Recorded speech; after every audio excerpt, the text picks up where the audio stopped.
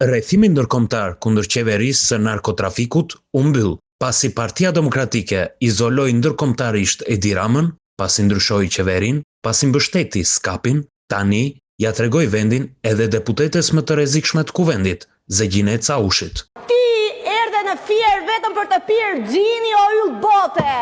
Atje në 2 të natës e për të shkëlqyer syt Xixa, ça të bëri Roskovenci dashur Gazo kur dole në pazar. Ike më përpara se sa të vije. Ti ylli i Fierit, për këto do të mbahesh më në Fier. Tu duhet të ishte Genti me Zana Numanin, e jo ti ylli i Fierit. Një koalicion i gjerë i mbrojtjes së të drejtave të grave dhe komunitetit LGBTI kanë bashkuar forcat për të mbrojtur Gazmend Bardhin. Në një letër drejtuar Byrosë së Kuvendit, 17 organizata, përfshi Aleancën LGBTI dhe ambasadën Pink, kërkojnë t'i të riqet vërejtje Zegjine Caushit, për shkak se me komentet e saj ka fyer dhe denigruar kryetarin e grupit parlamentar të Partisë Demokratike. Kjo shkresë lidhet me zhvillimet e seancës plenare të datës 19 shkurt, gjatë së cilës deputetja Zegjine Caushi përdori gjuhë fyese dhe denigruese ndaj kryetarit të grupit parlamentar, zotit Gazmend Bardhi, duke përdorur shprehje që cënojnë dinjitetin personal dhe bien ndesh me standardet e komunikimit parlamentar të parashikuara në aktet rregullatore të kuvendit.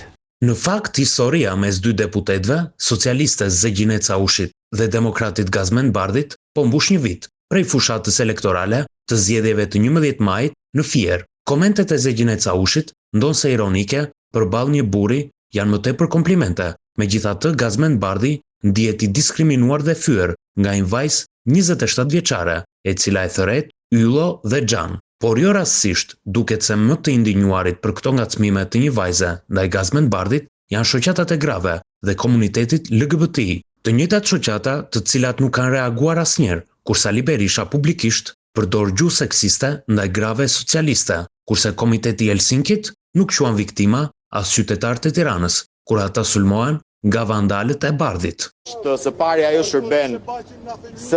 ajo shërben si një vil ku Edi Rama mbyll pazaret e tij me krimin dhe pazaret e tij korruptive, është pa diskutim një simbol i diktaturës dhe sigurisht revolta qytetare ku shikojnë nuanca të atij regjimi të përsëriten 35 vite pas rënies së atij regjimi. Ajo shtëpi është simboli i urrëties, por zoti Bardhi tani ka kërkuar edhe shembjen e kuvendit. Nëse shkon skenari i refuzimit kërkesës prokurisë dhe shndërrimit kuvendit në një bunker kundër drejtësisë për të mbrojtur të korruptuarit, qytetarët do ta trajtojnë kuvendin e Shqipërisë si bunker ku janë strehuar të korruptuarit dhe që do duhet edhe të shëmbet. Me siguri kjo deklaratë nuk është e rastësishme.